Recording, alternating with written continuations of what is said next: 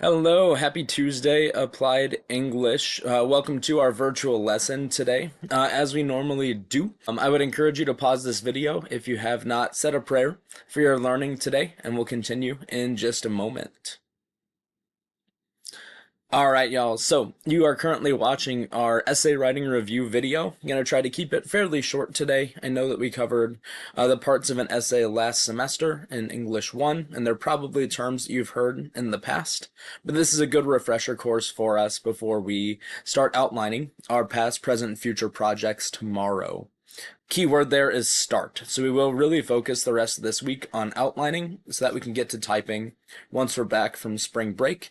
If you do manage time wisely this week, you should have very little to do, for our class at least, over spring break. As a friendly reminder with that too, really the main homework that I have for you is to have your past event in mind for when we start outlining. It's going to be really difficult for us to get on the right foot outlining wise if you don't have an idea about what you want to focus your writing project on. I would also encourage you today to use this as time to catch up on missing work if you have any. So be sure to check your Schoology gradebook today for missing assignments, see what you can complete. If there is something that you need on paper, be sure to grab that tomorrow so that we can get that done before spring break. Essay writing review, you guys are currently in this now. I did include a link to our PowerPoint here, so you can click view to follow along. Otherwise, I'll pull it up in PowerPoint itself. Alright, y'all, sorry if there's a weird jump in the video there. So, I like to call this PowerPoint Essay Essentials, just going through the basic terms, the basic parts of an essay. The three basic parts are an introduction, a body, and a conclusion. You'll see that divided up in your outline tomorrow. I want to talk through the main points, main parts of each of these as well, so that when we're using terms in our outline, you're familiar with what we are looking for. So first of all, this is a step that we did yesterday. Before you write an essay, it's super important to read the prompt. Prompt itself is the question or topic your essay must respond to. I did put our essay prompt, or our project prompt, I should call it, into today's lesson folder.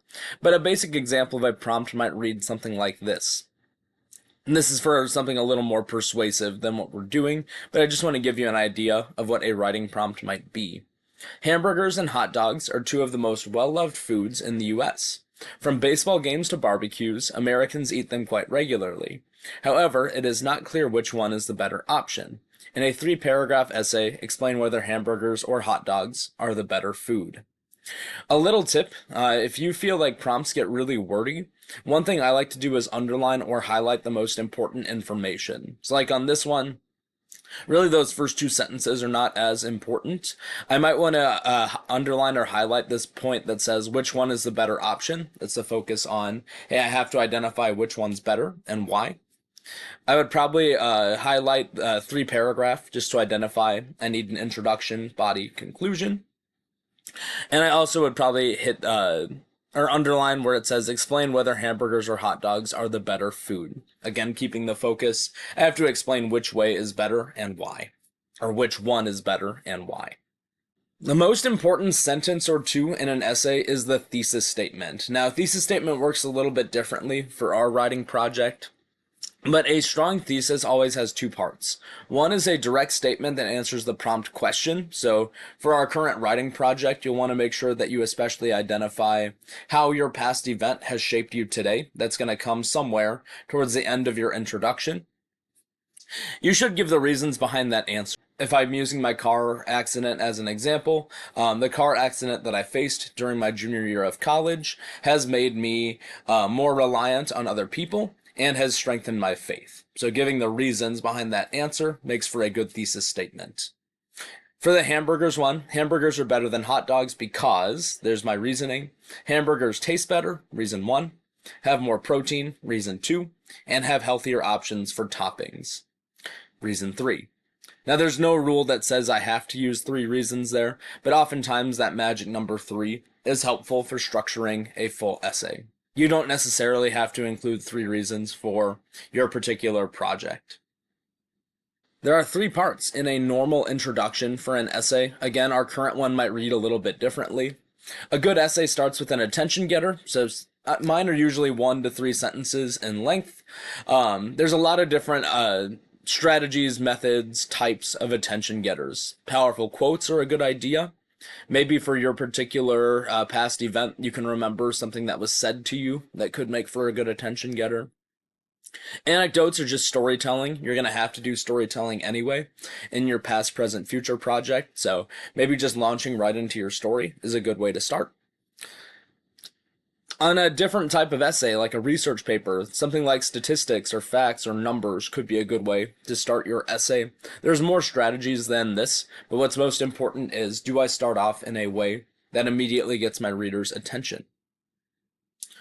Background sentences come next. 2 or more sentences that give your reader key background information. Again, you guys will be doing some storytelling, so here's where I would spell out a lot of the important details of the story you're telling from your past.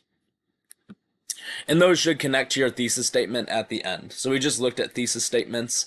Always plan this out before writing the rest of your introduction. We'll practice this tomorrow. Body paragraphs. Now, it's up to you whether our current writing project is one giant body paragraph or whether you split that up more. But the purpose of a body paragraph is to contain the actual meat, the support of your essay. We have to prove your thesis statement, support it, make sure it's true. You may have been taught before that an essay must have 3 different body paragraphs. The 5-paragraph essay is a common one. However, the number of body paragraphs really depends on the prompt that you get and how you respond to it. So, our current prompt, you could write just 1 giant body paragraph, and that's totally fine. Or you can divide it up however you see fit. I'm not super picky when it comes to that. We have done body paragraphs before. So a good body paragraph starts at the topic sentence, provides evidence or examples, commentary explains the evidence, and then a summary sentence to close it out at the end. That is the order that body paragraphs follow, and again, we'll see this in our outline tomorrow. Conclusion. So how do you close out an essay? Depends on the prompt once again, but these are the 3 major parts of a conclusion in order. A good conclusion usually starts by restating your thesis statement. So take your thesis from your introduction, but give it different phrasing, change your word order, state the same ideas with different wording is kind of the idea there. So for my own past, present, future project, as I try to connect it to my future, I might say something like, the faith and the reliance that I learned from my car accident are also shaping my future. So I'm relating back all the way to my introduction, but now I'm connecting it to where I'm going in life as well. And I am in a different phase of life from you guys, but you get the idea. Connect your past to your future. Summary sentences. So you can use this to recap ideas from your body paragraphs. In our particular essay, you're going to have to discuss your future a little bit more in depth. So you can connect where you are today in the present and where that's taking you in the future. In most essays, I usually write 1 summary sentence per body paragraph. You might be doing more for this particular essay. Final thought is what I find most challenging when I write essays. It goes last, but your last few sentences should give readers something further to think, so something deeper, something more memorable, or something to do about the topic. This one's not as applicable for our current project, but especially if you're writing something persuasive. So like if I'm going to make the argument that hamburgers are better than hot dogs, my final thought might be encouraging my readers to buy more hamburgers the next time that they have a cookout, for example, just as a really simple example there. Again, we'll get practice with this as we outline these next couple of days here, but I want you to be familiar with these terms as we use them in class. Feel free to go back through this video, pause as much as you need for understanding these concepts. I didn't give you notes with them because I feel like you should know these things already, but these are terms that we'll use as we outline these next couple of days. That's all I've got for y'all. I think the last reminder that I forgot earlier, check your Schoology gradebook for missing assignments today. I really would like for you guys to have very little to do over spring break, so getting any sort of missing work turned in by the end of this week is ideal. I want to be able to make sure gradebooks are as accurate as possible.